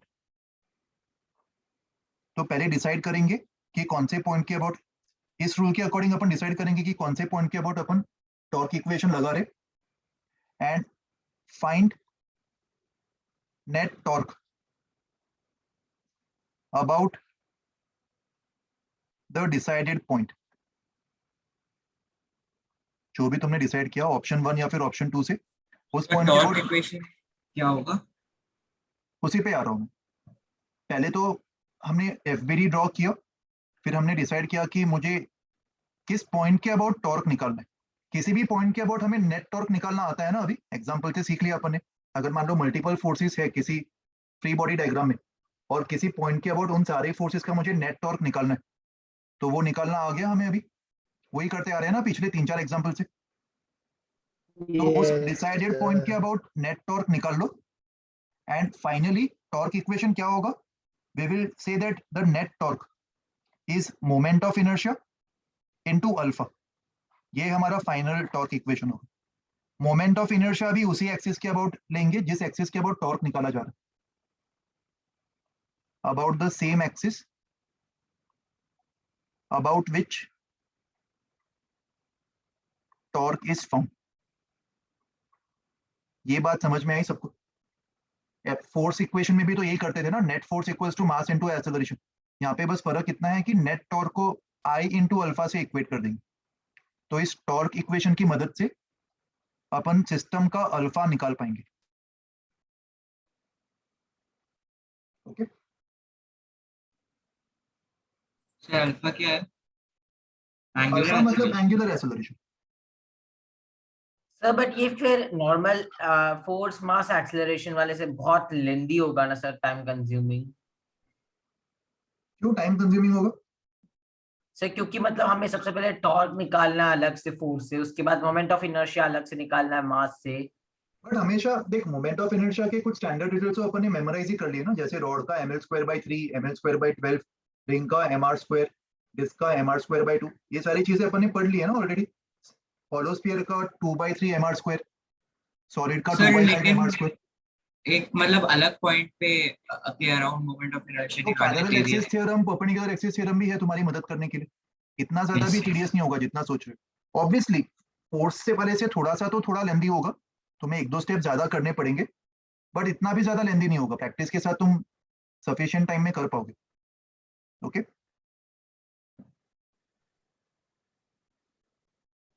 इसमें So what और is that box? this box is the torque equation. We will equate the net torque. No, sir, on the other side, alpha equals to box. Alpha की value मिल जाएगी, that means alpha will be known ना using this Oh, equation. okay. और कुछ important points. Rigid body का मतलब मैंने explain किया था तुम लोग को फर्स्ट लेक्चर में। Yes sir. Yes sir. तो किसी भी रिजिड बॉडी के लिए हमेशा अपन ये चीजें मान के चलेंगे, that angular velocity and angular acceleration for any rigid body is same. Angular velocity and angular acceleration is same about any point. तुम rigid body पे कोई भी point choose कर लो, किसी भी point के about ये same होगा। इसको as a theorem मान के चलो। अल्फा टेंजेंशियल एक्सेलरेशन को डिनोट करता है, नहीं alpha angular acceleration. Tangential acceleration निकालने के लिए अल्फा इंटू आर करते थे ना, सर्कुलर मोशन में पढ़ा होगा। Sir, but if I rotate a disk at constant angular velocity, then angular acceleration is 0. Correct. That means net torque will be 0. But then, sir, how is angular velocity and angular acceleration same? How is? So you said for rigid body, angular velocity and angular acceleration is same. At a given instant. Let me add these words. I think you are misinterpreting this statement. I am not saying constant. I am saying same at a given instant. Angular velocity separate and angular acceleration separate. मैं दोनों को equate नहीं कर रहा. I am not saying omega equals to alpha. No. I hope तुम लोग statement को misinterpret नहीं कर रहे हो. उसके लिए मैं यहाँ पे अलग से example दे देता हूँ. Meaning constant. Let me show you one example. यहाँ पे एक रैंडम सा रिजिड बॉडी बना लो, यहाँ पे 0.1 मार्क कर दो, यहाँ पे 0.2। सर रिजिड बॉडी वापस एक्सप्लेन कर सकते हैं? हाँ मैं बता देता हूँ, पहले ये स्टेटमेंट का इंटरप्रिटेशन समझ लो। Omega about 0.1 is equals to omega about 0.2। ये एक सेपरेट इंटरप्रिटेशन है स्टेटमेंट का। And alpha about 0.1 equals to alpha about 0.2। अभी क्लियर हुआ? Yes, sir. With time they can change and आपस में they are not equal. I am not saying omega equals to alpha. Okay? But किसी भी different points के about omega same होगा. It's a separate statement. And किसी भी given point के about 0.1 या फिर 0.2 alpha same होगा for any rigid body. Rigid body का मतलब there is no deformation. In simple words, deformation possible ही नहीं rigid body में. इसका मतलब किसी भी दो पॉइंट के बीच का डिस्टेंस हमेशा फिक्स्ड रहेगा, भले वो कैसे भी रोटेट या फिर ट्रांसलेट करते हुए जा रहा हो।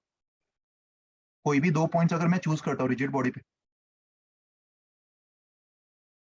उनके बीच के डिस्टेंस को आर को मैं कांस्टेंट मान सकता हूँ।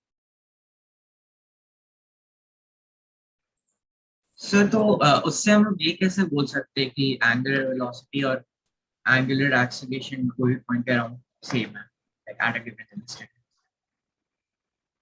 इसका मैं तुम्हें एग्जांपल से मैं तुम्हें प्रूफ बता दूंगा, अभी के लिए इसको एज इट इज एक्सेप्ट कर लो। ओके, आगे अपन देखेंगे कि ये मैं सेम क्यों बोल रहा था।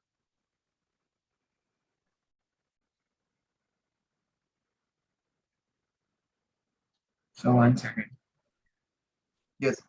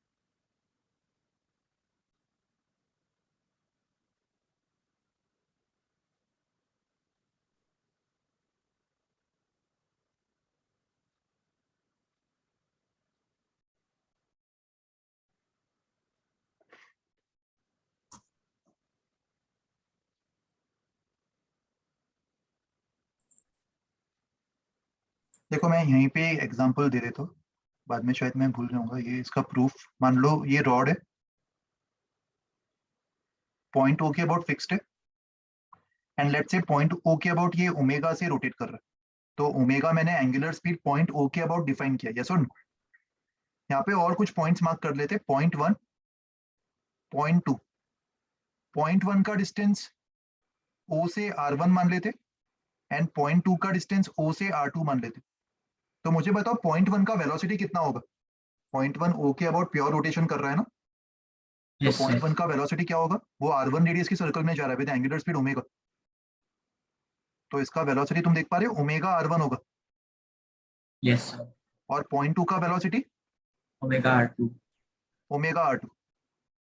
अभी अगर मान लो मैं ओमेगा, या फिर ओमेगा नहीं बोलता, एंगुलर वेलोसिटी बोलता, angular velocity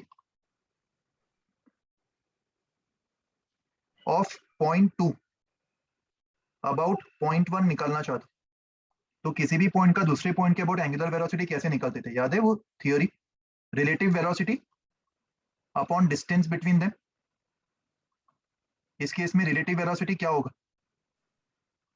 omega R2 minus omega R1, और उनके बीच का डिस्टेंस R2 माइनस R1 ही।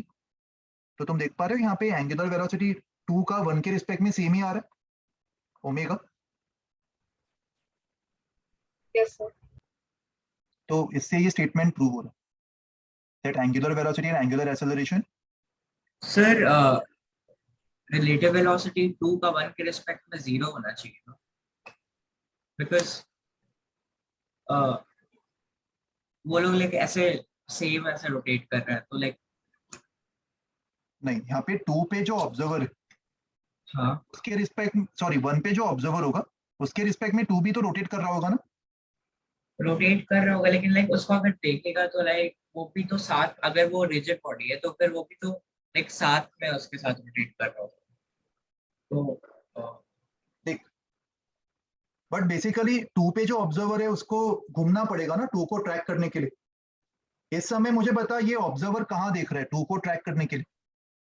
राइट में देख रहा है, यस सर, बट जैसे जैसे रॉड रोटेट करेगा, क्या वो राइट में देखते हुए 2 को ऑब्जर्व कर पाएगा, या उसको भी अपना डायरेक्शन चेंज करना पड़ेगा? डायरेक्शन ऑफ व्यू चेंज करना पड़ेगा। चेंज करना पड़ेगा, मतलब इस ऑब्जर्वर के रिस्पेक्ट में 2 भी रोटेट कर रहा है ना। यस सर, समझा ये? Yes sir. Okay, so can we proceed now? सबने लिख लिया ये वाला पार्ट? और अगर लाइक दोनों का रिलेटिव वेलोसिटी 0 होता है, इसका मतलब लाइक उसको एक ही डायरेक्शन में देखना पड़ रहा है और वो Yes. हमेशा उसको देखना पड़ रहा है। करेक्ट, उसको उसी डायरेक्शन में वो दिख जाता है, उसको चेंज नहीं करना पड़ता अपना लाइन ऑफ साइट। और ये सर जो आपने अपनी इक्वेशन लिखा v रिलेटिव बाय r, इसके लिए क्या रिजल्ट मिला? ये तुमने सर्कुलर में पढ़ा होगा ना, मैंने एग्जांपल्स दिए थे, उसमें भी था ये concept. Yes sir, yes. Angular velocity of one point with respect to other point is relative velocity, and to be more specific relative velocity भी अपन कौन से डायरेक्शन में लेते? दोनों पॉइंट्स को ज्वाइन करने वाले लाइन के अलोंग या उनके परपेंडिकुलर? उनके परपेंडिकुलर, और उनके बीच का डिस्टेंस। इस तरीके से अपन एंगुलर वेलोसिटी डिफाइन करते थे, राइट? वो यूज कर रहा हूँ, तो उससे प्रूव हो गया कि एंगुलर वेलोसिटी सेम ही आ रहा है। So angular velocity and angular acceleration of any point. Sir और हम लोग ऐसे भी कर सकते हैं कि हम लोग अज्यूम, हाँ बताओ। पहले हम लोग अज्यूम कर लेंगे कि दोनों का एंगुलर वेलोसिटी डिफरेंट है, देन हम लोग दोनों के लाइक वेलोसिटी नहीं, एंगुलर वेलोसिटी डिवाइडेड बाय ये, अच्छा नहीं जरूरत है ना वो सब करने की, इतना इतना काफी है, इतना समझ लो, इससे yes, प्रूव yes. कर दिया आपने वो स्टेटमेंट। नेक्स्ट अभी सवाल देखते, ये वाला देखो 46 क्वेश्चन।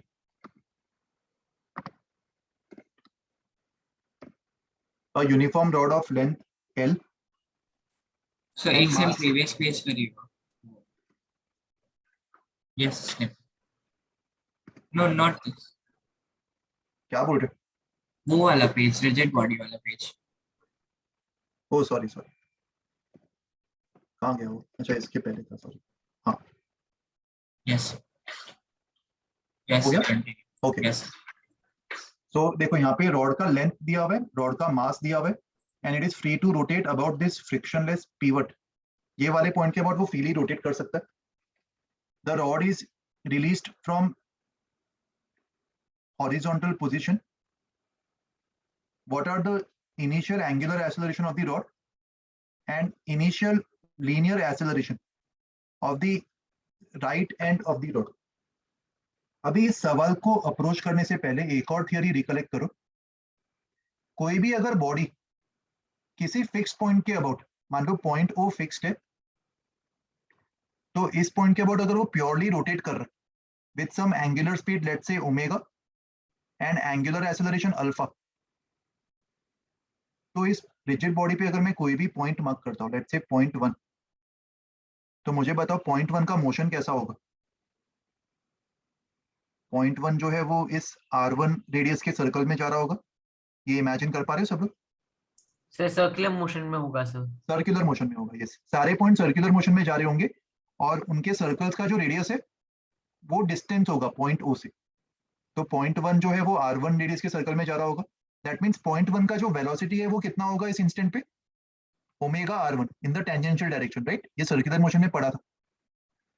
और पॉइंट 1 के एक्सेलरेशंस के कितने कंपोनेंट्स पॉसिबल है? किसी भी सर्कुलर मोशन में एक्सेलरेशन के कितने कंपोनेंट्स होते? कौन से टाइप्स के एक्सेलरेशंस होते? Tangential and centripetal. Tangential acceleration क्या होगा पॉइंट 1 का?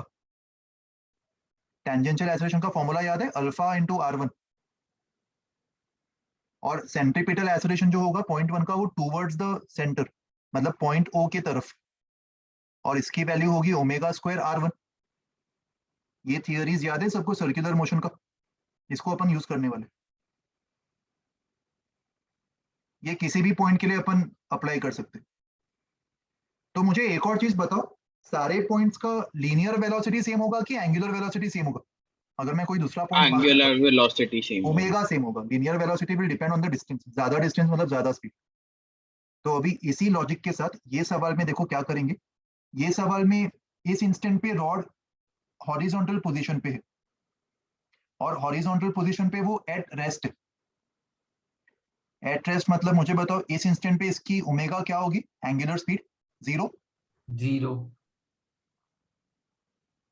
और हमें एंगुलर एक्सेलरेशन फाइंड करना है। तो एंगुलर एक्सेलरेशन फाइंड करने का मैंने क्या स्टेप्स बताया था? सबसे पहले एफबीडी बना दो, फ्री बॉडी डायग्राम। तो रॉड के फ्री बॉडी डायग्राम में क्या क्या फोर्स लग रहा है? रॉड ये वाले पॉइंट पे फिक्स्ड है, यहाँ पे हिंज्ड किया हुआ, तो उसका वेट mg लग रहा होगा। और कोई फोर्स लग रहा है क्या रॉड पे? बताओ, अगर तुम कुछ विजुअलाइज कर पा रहे हो तो। Normal reaction.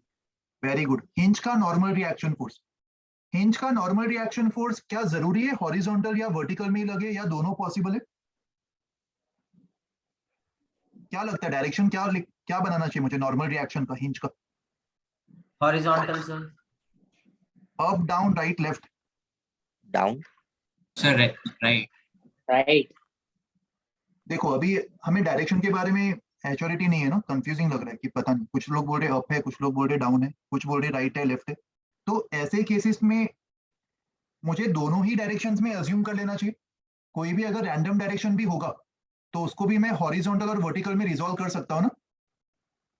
सर दोनों केसेस में 0 होगा। देख लेते, वो तो अपन को इक्वेशन देख के पता चलेगा।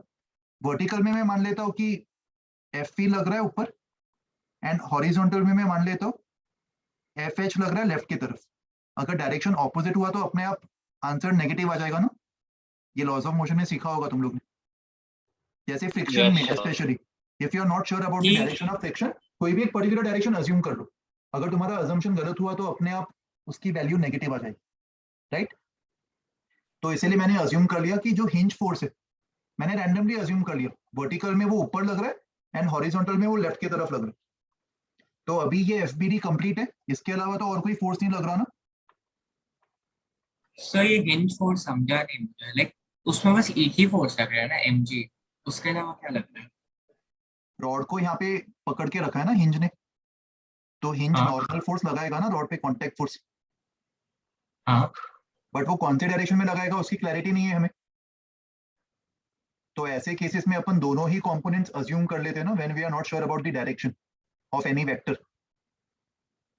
Yes A vector pointing in any random direction can be resolved in these two components, right? तो मैंने जनरलाइज कर दिया, मैंने बोला कि चलो मान लेते हैं हिंज दोनों डायरेक्शन में फोर्स लगा रहा है। अगर किसी डायरेक्शन में नहीं लगा रहा होगा तो अपने आप वो कंपोनेंट 0 आ जाएगा। अंडरस्टूड? सर, तो हमने प्रीवियस क्वेश्चंस में हिंज फोर्स क्यों नहीं लिया? प्रीवियस क्वेश्चंस में मैं सिर्फ टॉर्क निकालना सीख रहा था ना गिवन फोर्सेस का। हिंज फोर्स का टॉर्क हिंज के अबाउट कितना होगा ये बताओ मुझे, एफ और एफ एच? 0। 0। तो इसीलिए मैंने वो नहीं लिया, और यहाँ पे भी एक्चुअली जरूरत नहीं पड़ेगी, बस तुम्हारे अंडरस्टैंडिंग के लिए मैं बता रहा हूँ। सर तो ऐसे ही यहाँ पे भी इग्नोर कर देंगे। यहाँ पे भी इग्नोर कर देंगे। तो यहाँ पे मेरे पास दो ऑप्शन है, जैसे मैंने रूल्स में बताया था। कौन से दो ऑप्शन है? मैं टॉर्क इक्वेशन कौन से दो पॉइंट्स के अबाउट निकाल सकता हूँ? एक बार एफबीडी बना दो, फिर आइदर सेंटर ऑफ मास या फिर फिक्स पॉइंट, इनमें से मैं कोई भी पॉइंट चूज कर सकता हूँ ना अपना नहीं, यहाँ टॉर्क पे इक्वेशन लेने लेकिन कोई भी फिक्स पॉइंट नहीं है ना सर। हिंज वाला फिक्स्ड ही तो है। क्या हिंज वाला पॉइंट मूव कर रहा है? हिंज वाले को मैं फिक्स मान सकता हूँ ना? Yes sir. तो यहाँ पे तुम क्या प्रेफर करोगे, कौन से पॉइंट के अबाउट टॉर्क इक्वेशन लिखना जिससे अननोन्स कम से कम आए मेरे इक्वेशन? सर लेकिन हिंज तो फ्रिक्शनलेस है ना। अच्छा, हम लोग फिक्स पॉइंट लेंगे तो एफवी का मतलब रेडियस 0 हो जाएगा। एफ और एफ एच दोनों का टॉर्क 0 हो जाएगा, तो मैं टॉर्क अबाउट हिंज लेना प्रेफर करूंगा ना। भले फ्रिक्शन 0 बट नॉर्मल फोर्स तो होगा ना, उसने पकड़ के रखा होगा उधर। Yes sir. किसी पॉइंट को अगर मैं फिक्स कर रहा हूँ, नेल कर रहा हूँ, तो वो कांटेक्ट फोर्स तो लगा सकता है ना किसी भी डायरेक्शन में। तो किसी भी डायरेक्शन मतलब उसी को एफ और एफ एच रिप्रेजेंट कर रहे हैं मिलके, normal force in any particular direction. और अगर मैं torque equation about hinge point लगाता हूँ, हिंज पॉइंट के बाद अगर मैं टॉर्क निकालता हूँ, तो एफ और एफ एच का टॉर्क तो 0 आ जाएगा ना। ये बात समझ में आ रही है सबको? और एमजी का टॉर्क कितना होगा बताओ? अभी टॉर्क निकालने में तुम लोग भी एक्सपर्ट हो गए। एमजी का टॉर्क बता दो तुरंत कितना आ रहा है with proper sense? mg mg/2 mg L/2। Very good. Clockwise. Clockwise. सबको ये क्लैरिटी आ रही है अभी एमजी का टॉर्क? Yes sir. ओके, तो मैंने टॉर्क निकाल लिया, तो एमजी का ये टॉर्क ही नेट टॉर्क होगा। एंड नेट टॉर्क को किससे इक्वेट करेंगे? I alpha. I alpha. एक सेकेंड, एक डाउट मुझे दिख रहा है चैट पे, can you explain again the hinge component? देखो यार, हिंज जहां पे भी तुम हिंज करोगे ना किसी ऑब्जेक्ट को, तो ये मान के चलो कि वो हिंज किसी भी डायरेक्शन में नॉर्मल फोर्स अप्लाई कर सकता है, एज सिंपल एज दैट। किसी पॉइंट को अगर तुम फिक्स कर रहे हो तो कुछ तो तुमने नेल किया होगा ना उधर, तो वो फोर्स कुछ लगा सकता है, कांटेक्ट फोर्स। तो किसी भी डायरेक्शन को रिप्रेजेंट करने के लिए दोनों कंपोनेंट्स अज्यूम कर लो। इट्स अ जनरल रूल जो आगे भी तुम्हें काम आएगा। ओके, तो ये टॉर्क हमने निकाल लिया, and net torque equals to I alpha.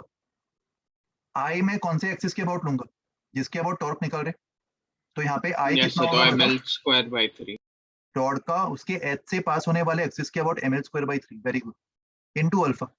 तो एक m कैंसिल हो गया, एक l भी कैंसिल हो जाएगा, एंड यहाँ से अल्फा की वैल्यू 3g/2। 3g/2l आ जाएगी। क्लियर हुआ सबके लिए? ये अल्फा मिल गया, मतलब ये जो रॉड है वो हिंज के अबाउट इस समय अल्फा एंगुलर एक्सेलरेशन से मूव कर रहा है, और इस समय उसका ओमेगा 0 है। और हमें एक और चीज पूछा है, ये तो ए पार्ट का आंसर हो गया। रॉड का जो राइट मोस्ट एक्सट्रीम है, इसको पॉइंट ए मान लेते। हमसे पूछा गया है कि इसका लीनियर एक्सेलरेशन क्या होगा, तो ये वाला पॉइंट ए जो है वो कितने रेडियस के सर्कल में जा रहा होगा, वो पॉइंट ओ के अबाउट L। रोटेट कर रहा है ना, तो इसके सर्कल का जो रेडियस है वो एल होगा। तो इसके एक्सेलरेशन के भी दो कंपोनेंट्स है, एक टेंजेंशियल अल्फा इंटू एल और एक centripetal omega square into L. But omega कितना है इस समय? 0। तो ये वाला कंपोनेंट तो ए का होगा ही नहीं, दैट मींस पॉइंट ए का जो नेट एक्सेलरेशन है वो खाली टेंजेंशियल ही होगा, सेंट्रीपिटल इज 0,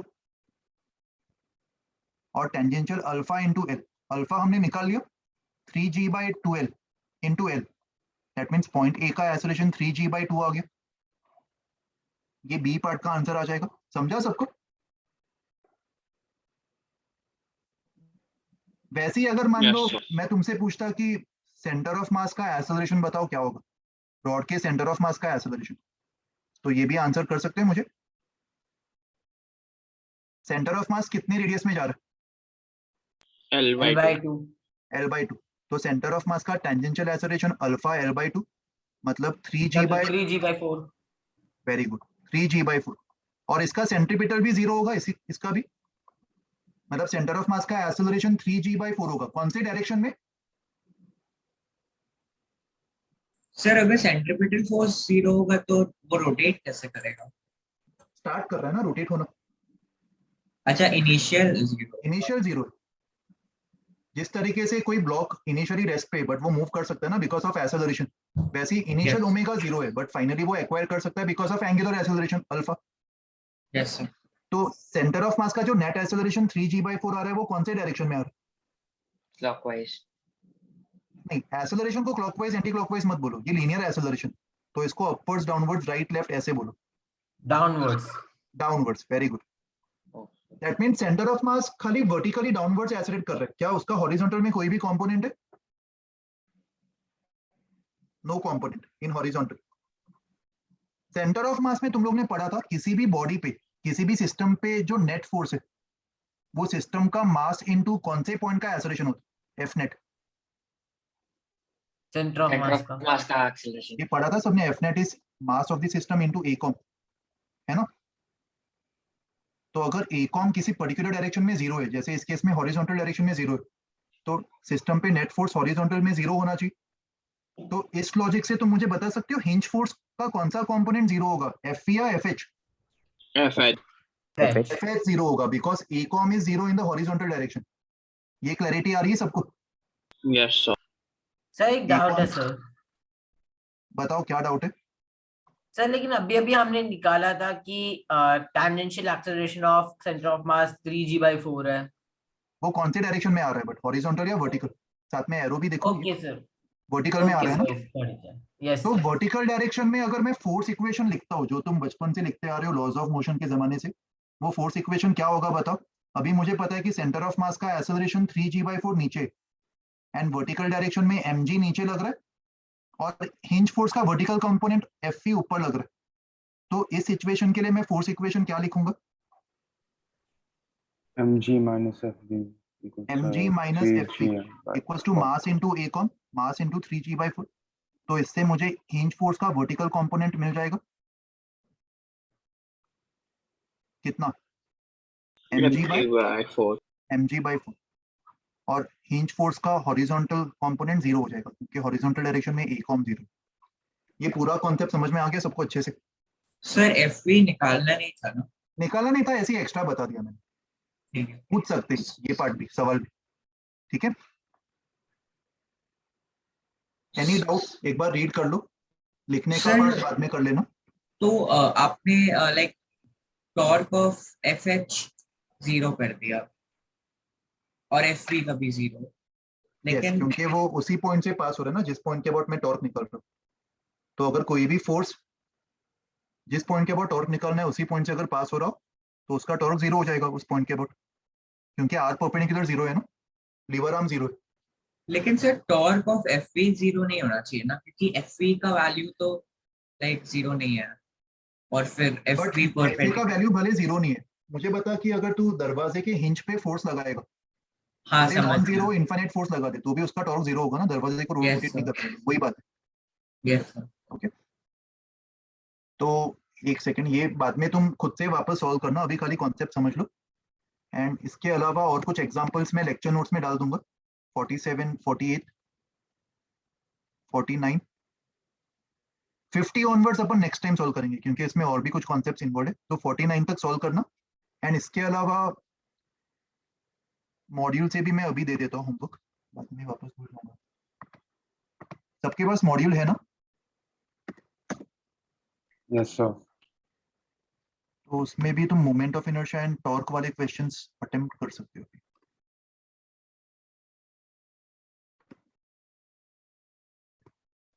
सर हमारे एग्जाम्स ऑफलाइन होंगे क्या? अभी देखते हैं यार, अभी तो जस्ट चालू होगा ना फर्स्ट मार्च से, तो देखते हैं क्या आगे क्या सिचुएशन रहती है, उसके अकॉर्डिंग डिसाइड करेंगे। सर नॉर्मली एग्जाम्स कोविड के पहले ऑफलाइन ही होती थी ना ऑफलाइन सर? होती थी, यस यस ऑफलाइन ही होती। तो ये देखो, ये सारे कॉन्सेप्ट्स एक बार रिवाइज कर लेना, मोमेंट ऑफ इनर्शिया वाले पार्ट, थियरी भी एक बार पढ़ लेना जो अपन ऑलरेडी पढ़ चुके। एंड इसमें कोई सॉल्व एग्जांपल्स अगर तुम्हें दिख रहा है बीच बीच में, सर पर अभी अभी के लिए स्किप ही कर दो यार, इसमें कुछ चीजें अभी तक हमने पढ़ी नहीं है, रूलिंग कंडीशन वगैरह। सर पर हमारा जेई एग्जाम जो ओरिजिनल है वो तो लाइक कंप्यूटराइज्ड होगा ना? हाँ हाँ, वो तो ऑनलाइन ही होगा, बट अभी सबके लिए सेंटर पे तो कंप्यूटर लेके नहीं आ सकते, एंड घर पे देना मतलब चीटिंग होने के चांसेस रहते हैं, वो एग्जाम एनवायरनमेंट नहीं बन पाता घर पे देना, तो यस सर। प्रेफरेबल ऑफलाइन देना ही होता है, उसमें एक रियल पिक्चर समझ में आता सर लेकिन शेड्यूल में तो लिखा है कि ऑनलाइन होगा, लाइक TWT का है। शेड्यूल। अभी शायद ऑनलाइन ही रखेंगे क्योंकि भले ऑफलाइन लेक्चर चालू हो रहे, फिर भी जो चीजें ऑनलाइन कर सकते हैं वो ऑनलाइन ही करेंगे बिकॉज ऑफ कोविड। सर आधे से ज्यादा बच्चे आएंगे भी नहीं शायद। हाँ वही वही, इसीलिए देखो यार बुकलेट में यार काफी सारी चीजें मुझे मिक्स दिखाई दे रही है, जो सब टॉपिक्स हमने पढ़े खाली उसी के स्पेसिफिक क्वेश्चंस नहीं दिख रहे, तो उसको अभी के लिए स्किप ही कर दो, बाद में एक साथ जब मैं काफी सारे कॉन्सेप्ट्स बता दूंगा। अच्छा, एक्सरसाइज 1 से तुम कर सकते हो, एक्सरसाइज 1 से आपने क्वेश्चन 20 तक दिया था सर। क्वेश्चन 1 से 20 तक दे दिया था ना मैंने, वो किया सबने? यस तो वो कंप्लीट कर लो, और जो मैंने पीडीएफ में सेंटर ऑफ मास का अभी के लिए स्किप करोगे तो भी चलेगा, मोमेंट ऑफ इनर्शिया वाला सेक्शन कर लो, वो ज्यादा इंपॉर्टेंट सर अगर सेंटर ऑफ मास कर लिया तो उसका भी डाउट्स आपसे पूछ सकते हैं ना? पूछ सकते हैं, चलेगा। तो नेक्स्ट लेक्चर कब है अपना? संडे, संडे तक सॉल्व हो 3 पाएगा घंटे पूरा? का है सर। हाँ 3 घंटे का है, तो पहला हाफ एन आवर या पहला 1 आवर डाउट्स के लिए रखना है कि और टाइम चाहिए, you let me know. Next week करना है डाउट्स, और टाइम ले लो। संडे को थियरी पढ़ लेते, चलो नेक्स्ट वीक ही डिस्कस कर लेंगे, तो संडे को यस अपना सर। थियरी ज्यादा कवर हो पाएगा, तो उससे मैं तुम्हें और क्वेश्चंस दे पाऊंगा सॉल्व करने के लिए, ठीक है? तो हाँ संडे को सर। मिलते हैं, चलो। और कुछ पूछना है थैंक किसी यू को भी? सर। कहाँ तक करना है? अभी नेक्स्ट वीक तक का टारगेट रखो कि नेक्स्ट वीक तक तुम एटलीस्ट रोटेशन वाला पार्ट कर लो, रोटेशन में जो मोमेंट ऑफ इनर्शिया वाला सेक्शन है ना वो पूरा कर लो, ठीक है? ओके ओके, चलो फिर मिलते हैं संडे को। Bye everyone, good night, take care. Thank you sir. Bye bye sir. Sir.